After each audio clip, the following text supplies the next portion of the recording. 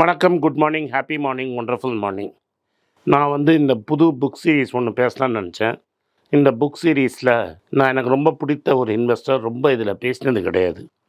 Howard marks அப்படின்னு ஒருத்தர் இருக்கார். வாரன் பஃபெட் மாதிரி அவரும் ஒரு பெரிய இன்வெஸ்டர். அவரோட புஸ்தகத்தை பற்றி பேசலான்னு நினச்சேன். அவர் 2 புஸ்தகம் எழுதியிருக்கிறாரு. ஒன்று த மோஸ்ட் இம்பார்ட்டன்ட் திங்னு எழுதியிருக்காரு. 2வது மார்க்கெட் சைக்கிள்ஸ்னு ஒரு புக் எழுதியிருக்காரு. பட் அதோட ஒரு குவார்ட்டரும் ஒரு மெமோ எழுதுவார். ஹாவர்ட் மார்க்ஸோட மெமோ ரொம்ப ஃபேமஸ், சூப்பராக இருக்கும். இந்த மெமோவை நீங்கள்லாம் படிக்கணும். இந்த மெமோலேருந்து பல விஷயத்தை நீங்கள் கற்றுக்கலாம். ஹாவர்ட் மார்க்ஸ் யாருன்னு பார்த்தீங்கன்னா 1946 நியூயார்க் அப்படிங்கிற ஊரில் அமெரிக்காவில் பிறந்தவர். அவர் எக்கனாமிக்ஸில் படித்தார். Wharton school of management, university of Pennsylvania and ஒரு MBA in accounting and marketing Chicago யூனிவர்சிட்டியிலேருந்து படித்தார். ஸோ பேசிக்லி பென்சில்வேனியாலையும் சிகாகோவில் படித்தார். சிகாகோ பூத் ஸ்கூலில் இன்றைக்கி ராஜன் ப்ரொஃபஸருங்கிறத நீங்கள் மறந்துடாதீங்க. So it must be a very famous school. சிகாகோலேருந்து நிறைய பேர் கோல்டு மெடல் இன் எக்கனாமிக்ஸ், அதாவது நோபல் ப்ரைஸ் நிறைய பேர் வாங்கியிருக்கிறாங்க. சிகாகோ யூனிவர்சிட்டியில் தான் ரீசெண்டாக ரிச்சர்ட் டேலருங்கிறவர் பிஹேவியரல் எக்கனாமிக்ஸுக்கும் நோபல் ப்ரைஸ் வாங்கினதை நீங்கள் ஞாபகத்துக்கு வச்சுருக்கணும். அதனால் இதெல்லாம் நான் எதுக்கு சொல்கிறேன்னா, அவரோட பேக்ரவுண்ட் ரொம்ப சாலிடான பேக்ரவுண்ட். அவரோட ப்ரொஃபஷ்னல் கேரியர் அவர் 1969 சிட்டி கார்ப் அப்படின்னு சிட்டி பேங்க்களோட ஒரு கம்பெனியில் ஆரம்பித்தார்.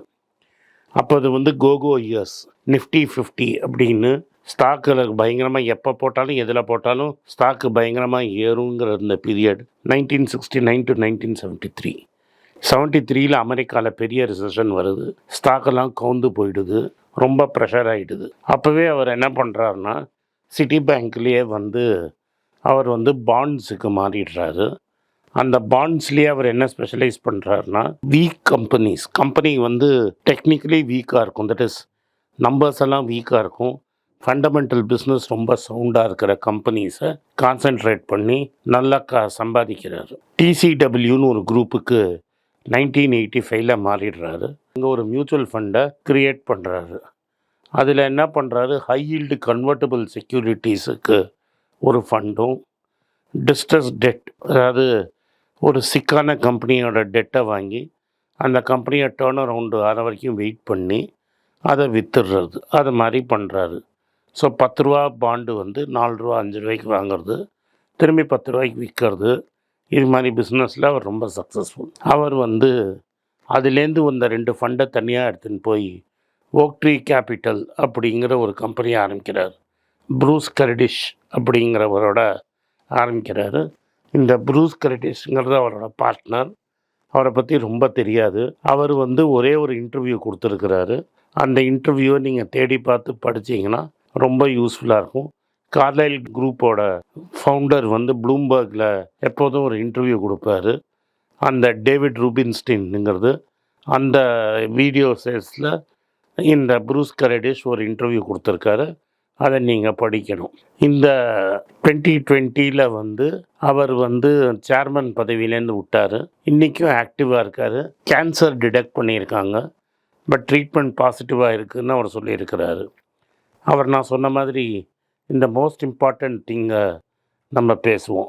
இந்த மோஸ்ட் இம்பார்ட்டண்ட் திங்கில் அவர் என்ன சொல்கிறாருன்னா, மோஸ்ட் இம்பார்ட்டண்ட் திங்கில் நம்மளுக்கு மார்க்கெட் சைக்கிள்ஸ் நல்லா தெரியணும்.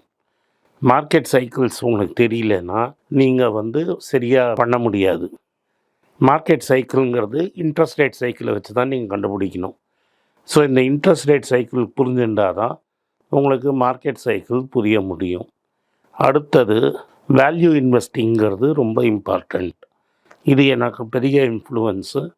நான் சக்ஸஸ்ஃபுல்லானதுக்கு காரணமே இந்த வேல்யூ இன்வெஸ்ட்மெண்ட்டு தான். அப்படின்னா 10 ரூபா பொருளை 5 ரூபாய்க்கு வாங்குறது. ஸோ அவர் என்ன சொல்லுவார்னா, எந்த அசட்டுமே காஸ்ட்லி கிடையாது, எந்த அசட்டுமே சீப் கிடையாது. நீங்கள் அசட்டை கரெக்டாக வேல்யூ பண்ணிங்கன்னா அதோட வேல்யூவேஷனில் அந்த அசட்டு சீப்பாக காஸ்ட்லியான்னு உங்களுக்கு தெரியும். So, substantially low price, any asset becomes a good asset.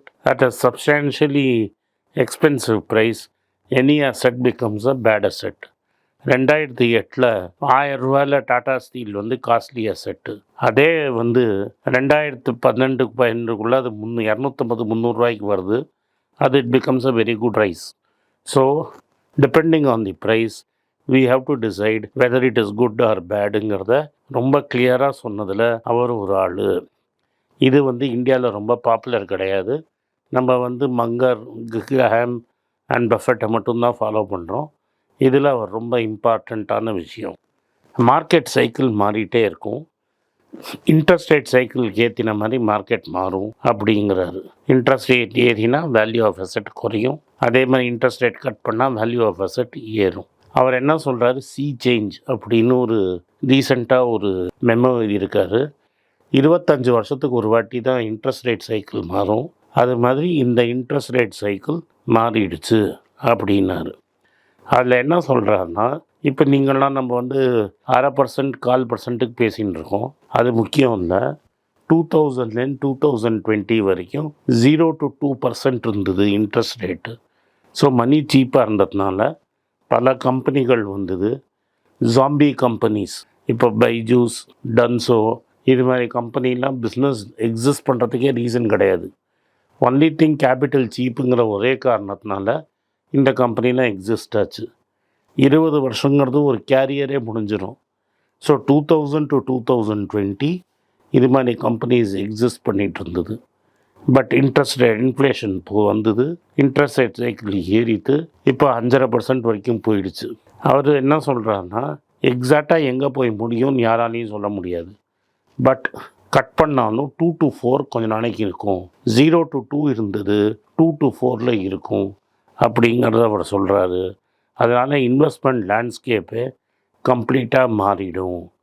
அதே மாதிரி அவரோட இன்வெஸ்ட்மெண்ட் அப்ரோச்சில் மெயின் திங் வந்து என்னென்னா, அவர் வந்து ரிஸ்க்கை எப்படி மேனேஜ் பண்ணுறதுன்னு. ரிஸ்க் கண்ட்ரோல் தான் மோஸ்ட் இம்பார்ட்டண்ட். நீங்கள் எடுக்கிற ரிஸ்க்குக்கு தான் உங்களுக்கு ரிட்டர்ன்ஸ் கிடைக்கும் அப்படிங்கிறத அவர் தெளிவாக பல தடவை சொல்கிறாரு. இதில் வந்து ரொம்ப இம்பார்ட்டண்ட்டாக அவர் சொல்கிறது, உங்களுக்கு பேஷன்ஸ் வேணும். வாரன் பஃபெட்டும் அதே தான் சொல்கிறாருன்னு அவர் சொல்கிறாரு. Patience is waiting. உங்களுக்கு பணம் நிறைய இருக்கணும் கையில். பணம் இருக்கிறச்ச நம்ம கரெக்டாக அதை என்டர் பண்ணணும். மார்க்கெட் கரெக்டான வேல்யூ வரைச்சா நம்ம என்டர் பண்ணணும். ஒரு இடத்துல அழகாக சொல்லுவார், இந்த லெவலில் என்டர் ஆகணும், இந்த லெவலில் விற்கணும் பாரு. ஒரு இன்டர்வியூ அது இருக்குது, ரொம்ப ஃபேமஸாக இருக்கும். ஸோ அப்போ நம்ம தப்பே பண்ணுவோம். இந்த லெவல்லையும் நம்ம தப்பு பண்ண முடியாது, இந்த லெவல்லையும் தப்பு பண்ண முடியாது. அதனால் நம்ம வந்து ரொம்ப பேஷண்ட்டாக வெயிட் பண்ணணும். The ability to wait for the right opportunity. Then ஒரு மார்க்கெட் ஃப்ளக்சுவேஷனுக்கும் நம்ம ரியாக்ட் பண்ணாமல் கரெக்டான ஆப்பர்ச்சுனிட்டிக்கு வெயிட் பண்ணுறதுங்கிறது ரொம்ப இம்பார்ட்டண்ட்டு. லைஃப்பில் எந்த மேட்டரில் சக்ஸஸ்ஃபுல்லாக இருந்தாலும் இது முக்கியம். நீங்கள் வந்து லவ்வாக இருக்கட்டும், ஜாபாக இருக்கட்டும், ஸ்கில்லாக இருக்கட்டும், இன்வெஸ்டிங்காக இருக்கட்டும், இந்த பர்டிகுலர் பாயிண்ட் உங்களுக்கு ரொம்ப இம்பார்ட்டண்ட். அதனால் மார்க்கெட் சைக்கிள் உங்களுக்கு புரியணும், உங்கள் லைஃப் சைக்கிள் உங்களுக்கு புரியணும். அதனால் every investment opportunity is not worth pursuing. நீங்கள் என்ன கேட்டீங்கன்னா, நான் வந்து அந்த தைரோ கேரை பற்றி பேசியிருக்கவே மாட்டேன், எந்த லேப் பற்றியும் பேசியிருக்கவே மாட்டேன். ஃபார்மசி 1500 கொடுத்து இந்த ஷேரை வாங்கினாங்க. இன்றைக்கி அதோட விலை 400 ரூபா. நம்ம பண்ணியிருந்தோன்னா நம்ம தான் முட்டாள். அதே மாதிரி ரீசண்டாக முத்தூட் மைக்ரோஃபினில் கை வைக்காதீங்கன்னு சொன்னேன், அது ஊற்றிக்கிச்சு. அதனால் every investment is not pursuing, IPO is also not worth pursuing. இது அவர் சொல்லி கொடுத்ததை நம்ம யூஸ் பண்ணுறது. இந்த புக்கில் பல பாயிண்ட் இருக்குது. என்னால் முடிஞ்சதை அடுத்த 3 நாளில் உங்களுக்கு எக்ஸ்பிளைன் பண்ணுறேன். மீதியை நீங்கள் புக்கை போய் படிங்க. நன்றி, வணக்கம். இந்த வீடியோ உங்களுக்கு பிடிச்சிருந்தா இந்த வீடியோவை லைக் பண்ணுங்கள், எங்கள் சேனலை சப்ஸ்கிரைப் பண்ணுங்கள், பெல் நோட்டிஃபிகேஷன் தட்டுங்க. இந்த வீடியோவை முடிஞ்சால் சொந்தக்காரங்களுக்கும் ஃப்ரெண்ட்ஸுக்கும் அனுப்புங்க, அவங்கள பார்க்க வற்புறுத்துங்க. உங்கள் கமெண்ட்ஸை கீழே எழுதுங்க, எங்கள் டீம் படிப்பாங்க. நன்றி, வணக்கம். குவைத்துக்கு அப்புறம் எங்கே ஈவெண்ட் பண்ணலான்னு பார்த்தம்போது இந்தியாவில் தான் பண்ணோம், அதுவும் சவுத் இந்தியாவில் பண்ணோம்னாங்க.